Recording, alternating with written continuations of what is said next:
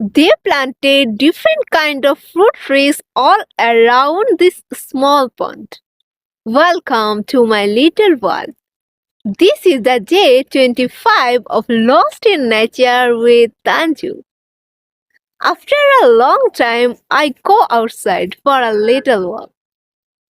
And this beautiful view catch my eyes. Coconut trees on one side, banana trees on the other. And there are many kind of trees all around. Greenery everywhere around this place.